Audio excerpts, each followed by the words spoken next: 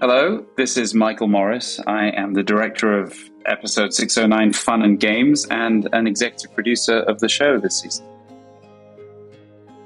This was the first thing we shot for this episode, this sequence, partly because we were losing the location, as far as I remember. We had to get everything shot really quickly. You've got to forgive me for Goodman and Ass there, but it was nothing we could do except shoot it. The idea of this was that we wanted to create a sort of ballet sequence, really, and there was about 40 other shots that could have been used for this, but about this beautiful sign being put into place and how different it was going to be when we come back to this office again.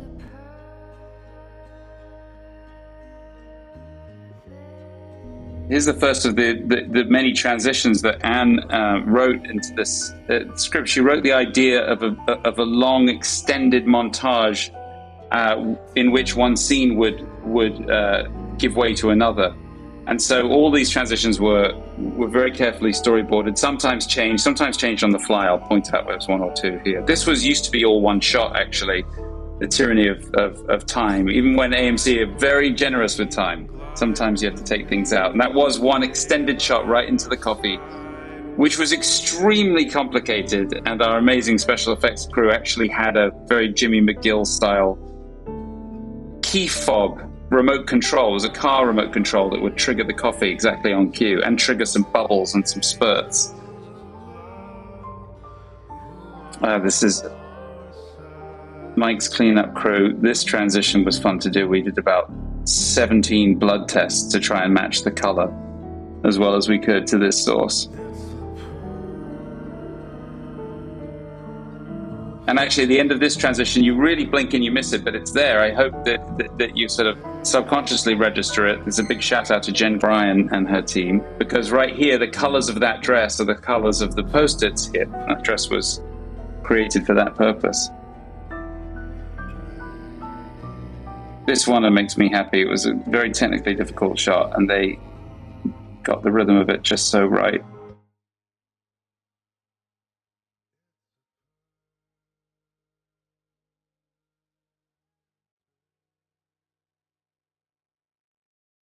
It's always tricky in a way to dramatize the story that is not reacting to something.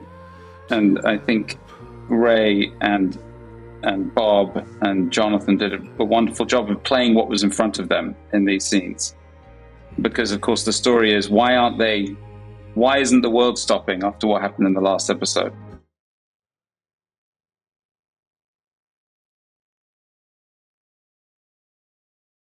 We actually recorded dialogue for all of these scenes, even though we sort of in the back of our minds knew we were probably not going to use it.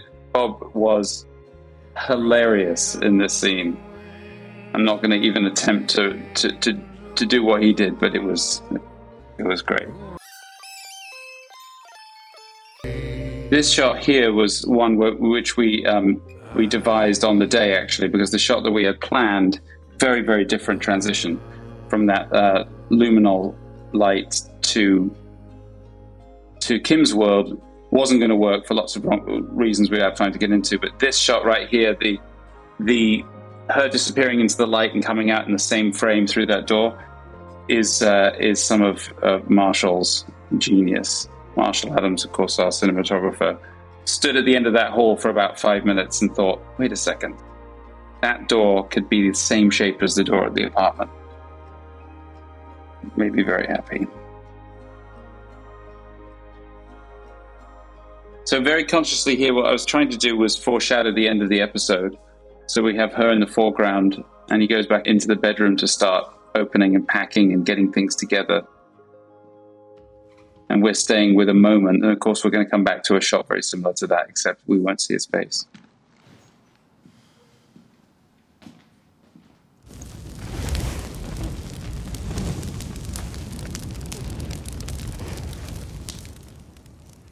We wanted it as wide as we could get to put him alone in the universe here. Sometimes you really don't need Banks to say anything. His face is so eloquent.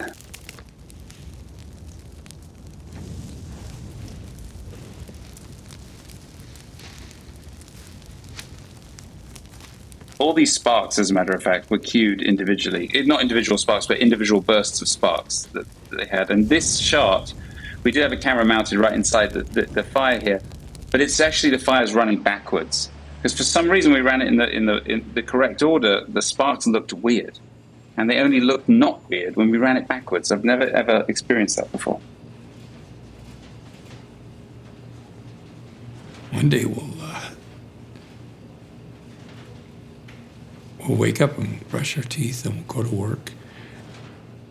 The painting that's hanging on the wall behind Bob, if you're eagle-eyed, you might recognize, because it's the same painting that you saw from Breaking Bad, actually, in episode 203. And then again in episode 508, I think. It's the one that was hanging on the wall of above Walt as he's recovering from his staged episode.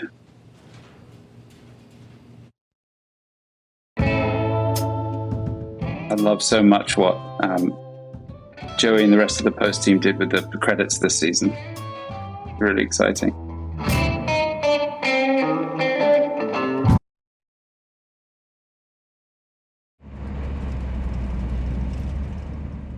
This is an interesting shot that Marshall and I devised when we were doing what we normally do when we're picking cars to shoot in, is we'll go and do a little quick scout of the car with our first AD, Richie, and the three of us were looking at the car, making sure we could shoot in it. It was fine, it looked great. And we were sitting in the back and we were just thinking to ourselves what the action of this scene was going to be. And we had this idea about making it a continuous. How would you make a continuous shot that never did the other stuff that one might expect us to do, coming back on his face, going outside? Could we get enough information to tell the story of him arriving at this sort of deathly place? Would we know where we are? And we realized Marshall and his team, I should say, built the rig. We took the back seat out and we put a motorized head right in the middle that we could control remotely. We realized that with very little effort, it told the story. And we got to keep, and I think it helps elevate the tension at the beginning of this. What's happening? Where is he? See, that's where perhaps the shot might have ended.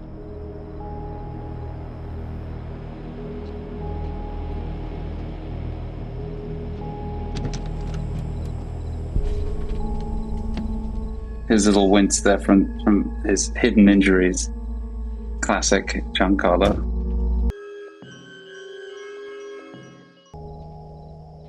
And again.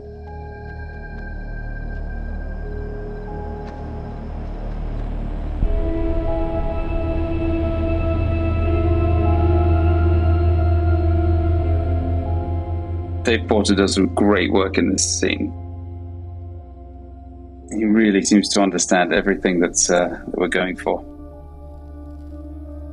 So the idea, this is obviously a scene about tension and about not being able to put a foot wrong and really just having to face up to everything. But we wanted to light it. We wanted to really make the lighting plan all about two elements only, which is fire and water. And the pool obviously is has an enormous place in the Better Call Saul mythology, and in a greater way, anytime you see a swimming pool in this show, it's swimming pools in general are a huge Breaking Bad motif. So it was fun to play with it being present in the shots, even when the pool's not in it.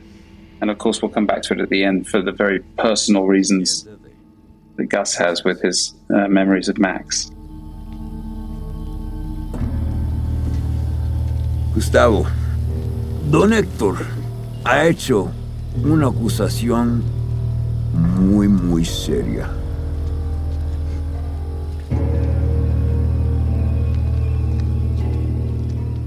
I think this was the first time we'd ever been at Don Eladio's at night, actually. So it was fun to imagine what it would look like. Because normally, what the biggest feature of this incredible location is the wilderness outside, the hillsides that just go on forever. Of course, you can't see them at night. Le ganó a los asesinos.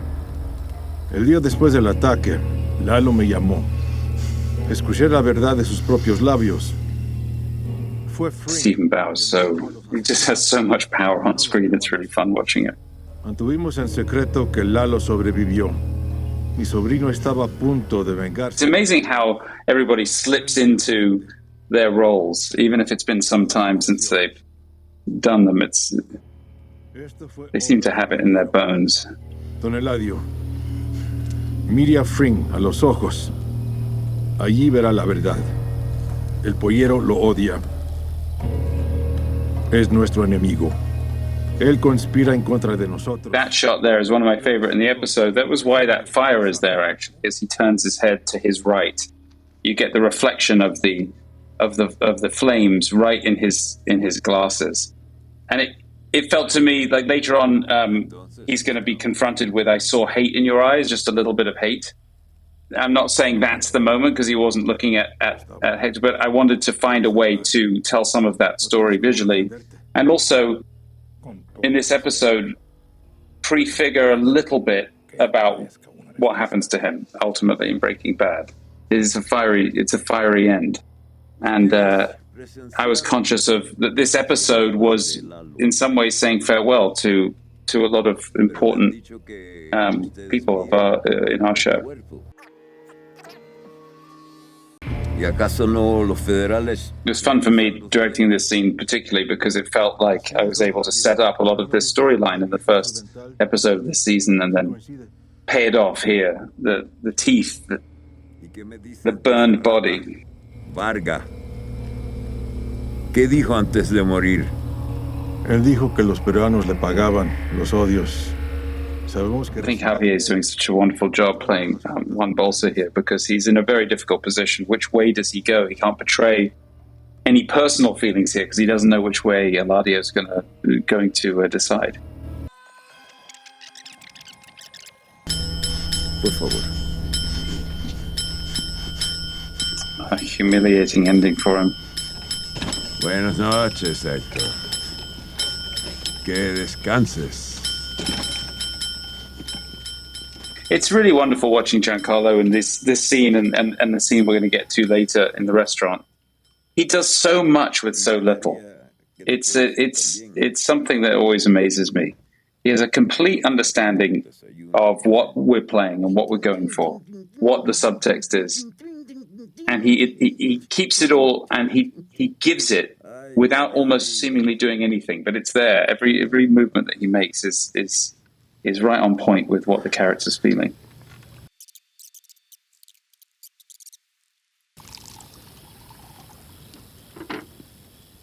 This piece here, as he walks up and looks into the pool, I always found particularly heartbreaking. But this shot actually doubly so because it was the last shot that we had of Giancarlo on the show.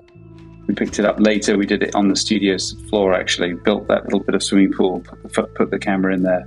But really, I remember that for how it was very emotional for everybody on his last day. There's interesting parallels, I think, in this scene with the one that we just saw, actually, with between Gus and Eladio. Mike, who's a loyal number two, of course, but has his own feelings about the way Gus goes about things and the kind of level of, I think, the level of malevolence that there is in him and drive that he doesn't always necessarily agree with, but isn't going to say anything.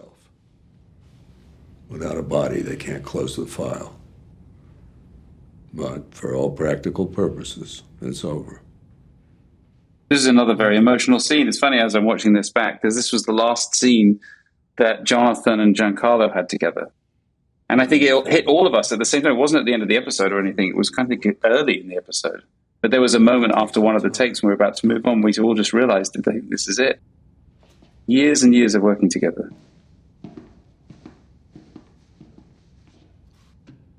But filmmaking-wise, there's a fun moment at the end here. This episode, to me, is so much about yourself, the self you think about, and the shadow self, which is perhaps your true self. Comes all the way through in every character, I think. And here is an example of it in Mike right there. His shadow self. It's like the id or whatever, the darkness inside. I mean, here's a character who doesn't think of himself, I think, as all that dark. You know, has love in his life, has family, has a grandchild that he cares about, had a son he loves. Is kind of on the morally upside of some of these decisions. But the episode tells him something else later. Amazing work by our design department. This was an empty venue completely. That bar was there, but nothing else was there. The walls were all different colors. Everything was changed to make a restaurant. It was important to me that the restaurant wasn't too showy. It just had a sort of restfulness about it, a place where you might feel that you come, if you have a lot of money, you come and you just relax. Because we established, I think, in the dialogue that Spring's certainly been there before. It's so good to see you. It's been a while. Yes, too long. Reed Diamond here does phenomenal work for me all through this scene. He brings so much energy and specificity to this. He studied the behavior of sommeliers. It was extremely important to him that he was convincingly someone who knew how to hold a bottle, pour a bottle, discuss it. And it's such an interesting scene at this point in the show, because here's a scene of some length in which one of our most important characters barely says anything. And yet there's so much dialogue in the scene. But the story is all about these moments that we're seeing right here. Gus's, a new side of Gus. When did he last smile like that and mean it? So he orders this. He takes one sip and sends it back. For a rum and Coke. Yeah, Diet Coke. What can I say? But his loss is definitely... I think it's one of the reasons that in this passage, you see we're playing so much of it on Giancarlo's face, even though he's not speaking, which is not always the way things are cut. But his reactions are so the story. Hard to do in this scene because Reed was uniformly engaging. Absolutely no idea where I am. Finally, I get to this stand of... I watch it and I can't help get back to the night we shot it, because everything on Reed's side right here was probably about 5:30 in the morning. And this energy that he can summon after doing the scene, we did it so many times because we had all these different shots that you're seeing, and each one of them had their own requirements. Plus, we had a couple of thunderstorms that shut us down in the middle of it. But the energy that I'm getting from him is just as if we were just doing it at 9 p.m. for the first time. I mean, that's not common to be able to do that.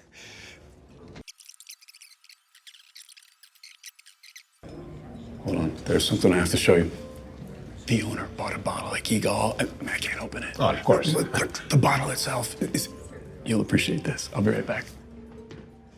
We've kept the camera on this side of the scene, on this side of the line, this side of the bar. In this case, it's easy to know which side of the line we're on. For the whole time, I wanted to have the camera with them on their side. And this is the first time we've come to the other side to watch him drink, but also to be there much more directly on the other side of Gus, as he has this thought, which might be, maybe many thoughts he's playing, but one of them might be, who am I fooling?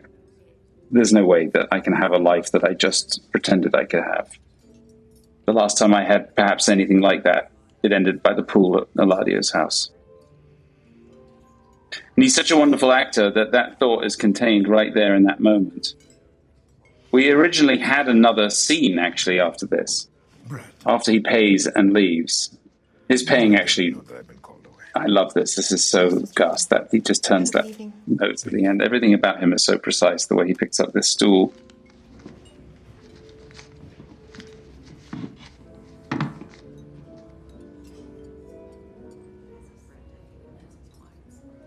So I think in post we found that was an eloquent end to this scene. There was another scene when he walked out, came all the way through the restaurant, close up to the camera, played a beat quite like that, beautifully, by the way. Beautifully. And then I had the camera turn and watch him go, because I wanted to sort of honor the end of Gus's appearances on the show. But it turns out that Giancarlo did the honoring for me by playing that last beat so well. The theme continues with the threat of the threat now pretty much over. Everyone can get back to their lives. They can go back home. Their lives, though, it's like that telltale heart, isn't it? This where you can't really go back to your life because you're carrying the weight of everything.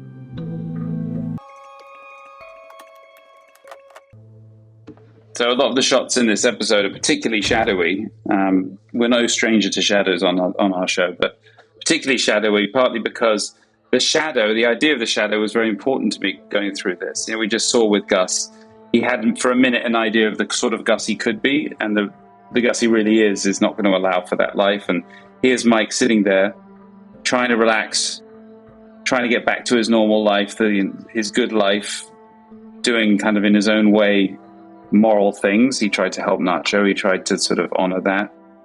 And he can't do it. So he has to go and do what he thinks is... He's a man of action, really, I think. And there was a really interesting Mike sequence in season 4 where he was beset by guilt for all the stuff he'd done, guilt for Werner, and it led to this strange death wish where I remember he would walk down the street and get himself beaten up and almost killed. And I think that he's driven to action when he has enough quiet around him. Here's one of my favorite actors anywhere, Juan Carlos Cantu. It was such brilliant casting. I wish I could take credit for casting him. I, of course, cannot. But he's so brilliant. He says so much just in his expression.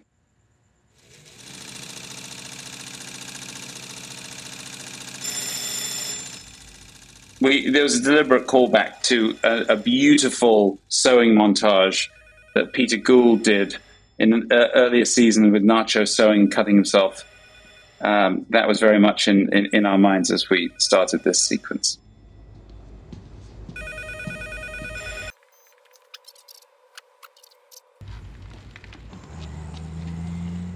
Mike's iconic head. It's actually quite hard to turn around on Jonathan sometimes because he can get it all from the reverse. Who are you? It's not important. I love this shot personally. This shows you so much about Marshall. We scouted this with his drone, his personal drone, found the spot. And Marshall, what he does with mixing the types of lights, the yellow lights on the right side and the white lights on the left, it really gives so much texture to the environment. I'm sorry. It's very simple, this, but the staging-wise, but it seemed right to me that this was to equalize them as much as possible. This is a scene about two men, two fathers who have suffered unthinkable losses of their sons, whom they love. And one of them feeling like the right thing to do is to reach out and pledge revenge and realizing. And a bit like the Gus scene, we stay on this side of the line for the whole scene, through the fence, through these kind of the bars are they're equally behind. And it's not until much later at the end of the scene that we come around and tell us a slightly different story as it becomes clear that this isn't going the way that Mike thought it would. Here he's actually coming across a good man, one who's not compromised. And so we come to this side and we see that Mike's the one in jail there and the dad isn't. My boy is gone.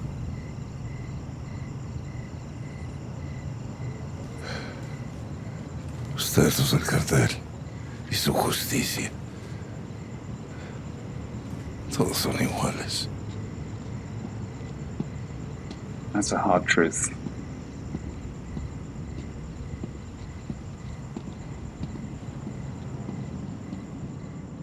It was very difficult to know where to come back to this shot particularly, but because Juan Carlos just did some extraordinary work in his close-ups.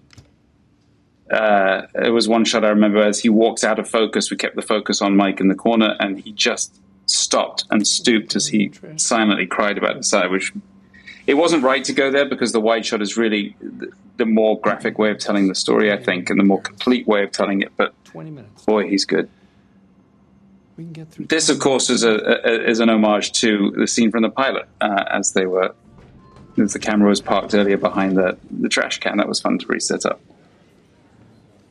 I don't know if I should say this, but this is always something there's always something that gets you in every episode. And what got me was that they're on the wrong side of each other in the elevator. And it's a goof that we did actually correct, but this shot was very complicated to do. And we did this shot before we went downstairs. And so I redid this shot, realizing afterwards, oh God, they should be on the other side, because downstairs we're going to need to have them on the other side to match the shot from the pilot. But this was the best one of the pullback. This was the best one, subtly seeing the people from past seasons, landing where we wanted it to. So there it is, guys. Help me chalk that up to a mistake on me. These wonderful pictures of Patrick were not that difficult to find, it turns out. Patrick, email. Patrick, do you have lots of pictures of you around the world smiling? And it wasn't Yes. an act. He genuinely cared. I never saw it coming. Addiction is a disease. He was a good lawyer. It's always fun having Dennis Boutikaris in the episodes. He's so good. And he's not only good, he's good, I think, very specifically because, at least speaking for me, whenever I've worked with him, I always think he's going to play his character a certain way, that he's going to be judgmental with him, or he's going to be aggressive in some way, or he's going to try and score points. That's how the character's going to behave. And there's something very human about him, and he's always surprising me with how he's got this infinite patience about him. Even as I don't know if anyone else shares that, but he always surprises me. It's never simple. Partners, something like that. There's a 3-shot there with Howard that we set up. Yeah. Have you spoken to Cheryl? Not yet. Did not even have a body to put in the ground. I heard she took a leave from her practice. Maybe we should go up there and pay our respects. As a viewer of this, and it's something that I can't help but bring with me to the making of it, although, by the way, I'll stop and say it's fun that he corrects himself here. Saul. That's what happens. But I, as a viewer, and I think as a director, I love Jimmy in this sequence, even though for everything they've done, I love him. I love the humanity he has. I love how he can't escape the guilt that he genuinely feels about this. That's why what happens in this scene is all the more sort of surprising to me with Kim. Cliff. Kim, Jimmy. Kim, hi. Hi, Cheryl. I'm Jimmy McGill. You may not remember me. I'm Chuck McGill's brother. Of course. Very sorry for your loss. Cheryl, I'm so sorry. I can't even imagine what you must be going through. If Jimmy and I can do anything... Sandrine did some really excellent specific work here, I think, because they were just about out the door, and she stops them, and is just much more assertive and just self-possessed than I think they gave her credit for. She's not afraid to go after them. I think that's really interesting. I know he thought that. He told me as well. I think he honestly believed it. You're denying it. You know what? I didn't leave here under the best terms. The past few years, I could have been more considerate to Howard instead of yitzing him every chance I got. I guess... There's something interesting. I love the way Anne wrote this, because when the way Jimmy sort of tackles this moment is to lie, but to lie with the truth. You know, actually everything he says is true. And that's why that's his slipping kind of quality. He can make it all work with the truth. And then when Kim does it, it sounds so true. And every word of it is a lie. And it's such a darker turn that happens in this scene. 11 p.m., Howard started pounding on our door. Are you hearing all of this? Because none of it makes sense. That look. Cheryl, maybe we should just... That look to me when she looks up at Ed Begley. Police think Howard was not on drugs. It's chilling to me, that look, because that's where I think that's where she says everything is in place. The whole season. Now I can cash it in. Please, just spit it out.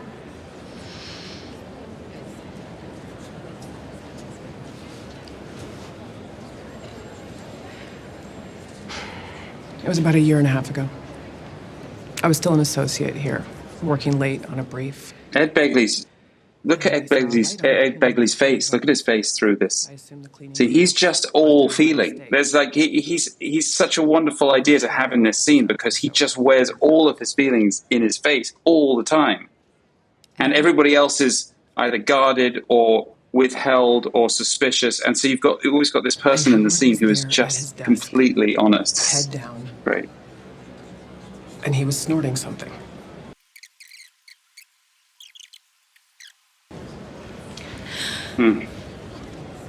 Cheryl, you were his wife. You saw him every day. You knew him better than anyone. Maybe I misunderstood what I saw. You would have known. Please excuse me.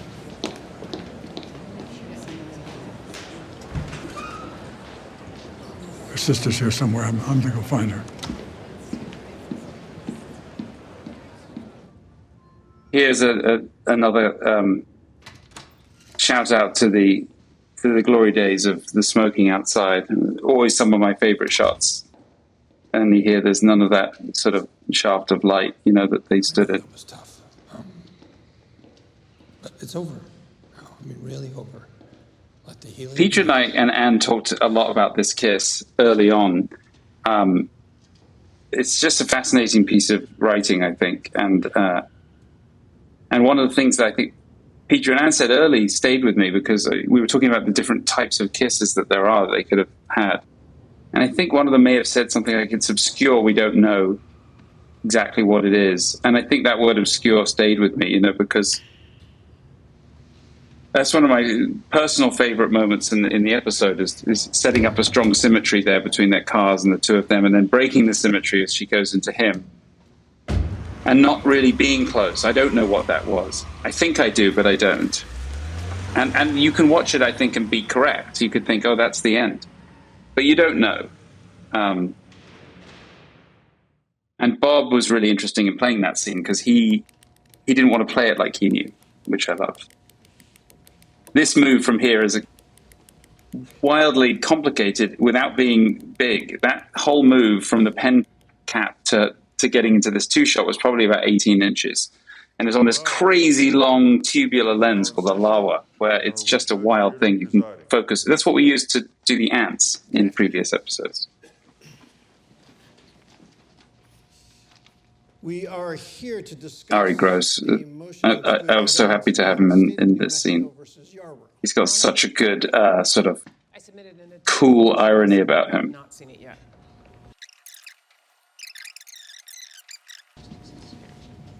I think Hayes, I don't know if Ray said something about this, but I think Hayes, Hargrove, and Ray had worked together on stage at some point, I think. To consider your motion to exclude evidence, and this is the moment you choose to withdraw? It was unavoidable. May I ask why? Personal reasons, Your Honor. Personal reasons. Are we talking about So even as she's about to No. hit us with this giant hammer here, her ponytail is on point. As we know, the ponytail is a good barometer for how she's feeling. Any detail at all? Your Honor, I'd prefer not to. I think it's interesting how Kim addresses this moment because she's not deadened. She's alive. She feels alive to me. There's a lot of energy. She's made up her mind and she's ready for the next thing. I'm here. We all showed up for your party and...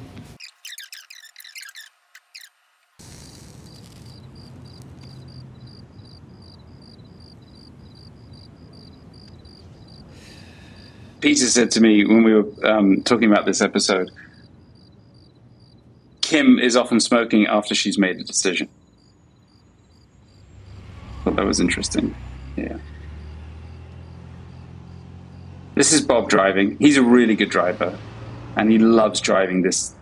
The older the car, the faster it goes, the better.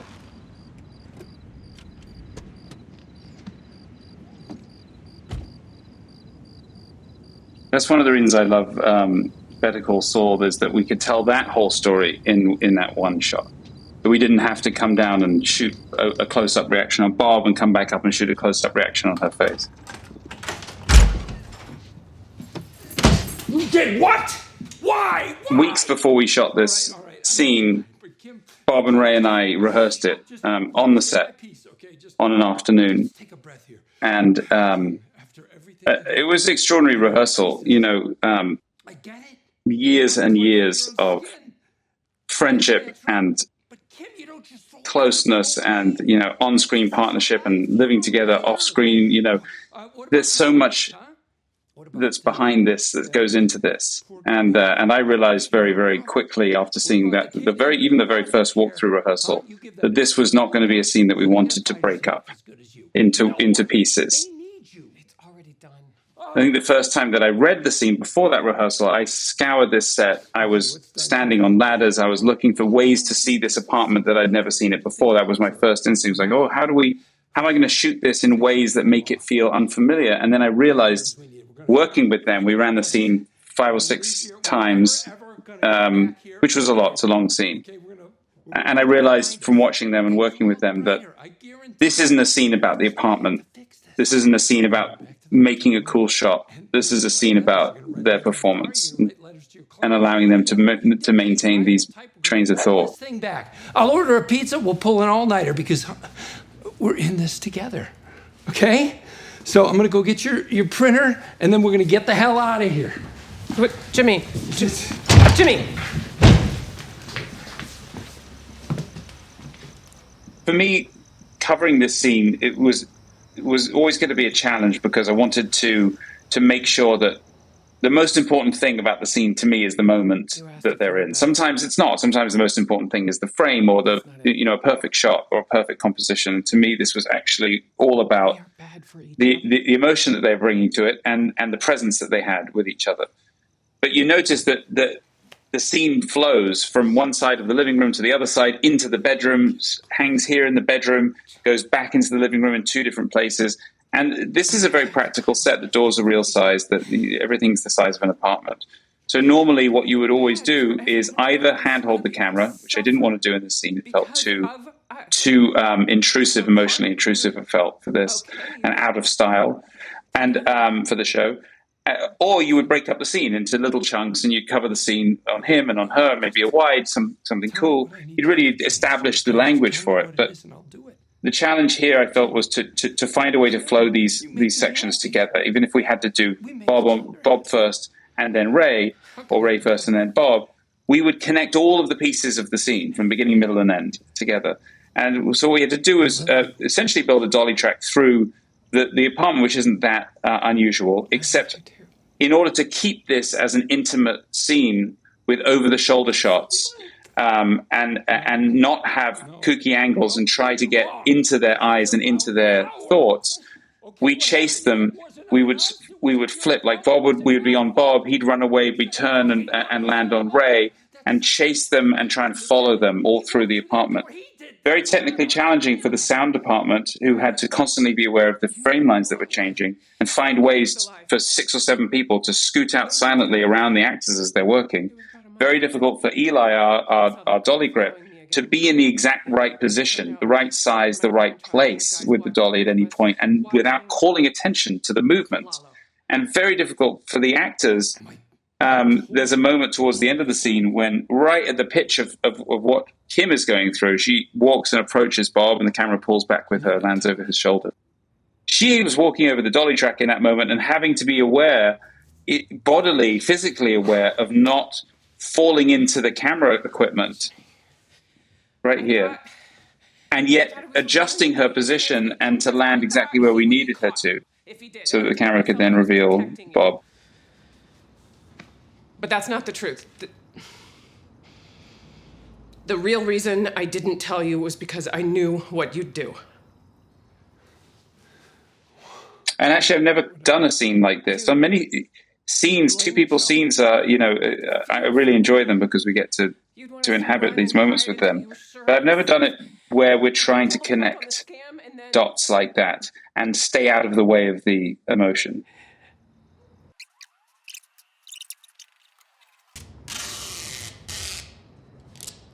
Heartbreaking packing tape. Great job from the sound team.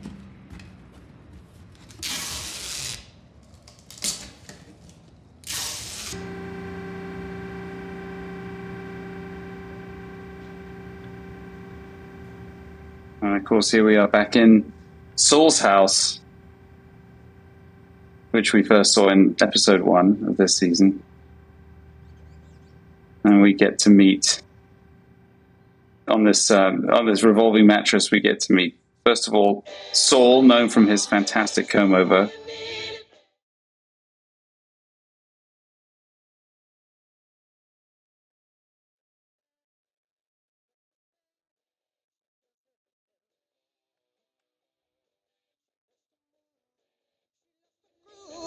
And in case we didn't see it first, definitely not Kim.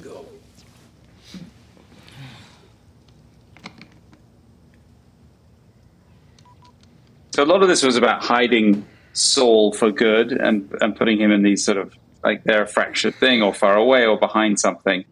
It felt fun to tease the audience and give clues about his environment, even as we know it's him.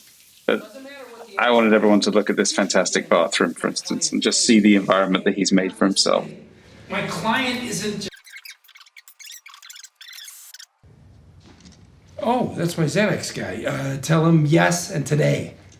It's fun to see it put together. When we saw it in episode 1, the whole thing was being taken apart. So we've sort of told the story backwards in a fun way. We know the safe room is behind there, for instance. What do you mean he hasn't paid? I saw him give you the car. A fake? That's Jack. Tell him the lease fitting St. Patrick's Day in Los Angeles comes with cash ASAP. Wait, shut up. Great job by the art department, who really made every surface that you see for us. I mean, this was an amazing house, but all the walls were white and it was very tasteful. The intern at the hospital up there had a bunch of DUIs. What was his name? That Greco-Roman frieze behind it was a brilliant choice from Denise. Ramirez, yes. Call that kid, tell him I want the names and numbers of all the victims. I smell class action. And then get the kid with the camera. Send him up there. And then call the newspaper and say that Saul Goodman is out. Still surprised Nutri-Grain were like, fine, go use this. Major or minor surgery gone wrong. Look at that Mussolini expression, I love it. Saul, call 505-503-4. Did you hear that? It's in mono. I'm not paying for that muffled crap. Mono, it's what the Beatles used. That's a great Bob ad-lib. Mono, it's what the Beatles used. In a well, inside of a cave, under a blanket. Who wants a lawyer who you can't hear?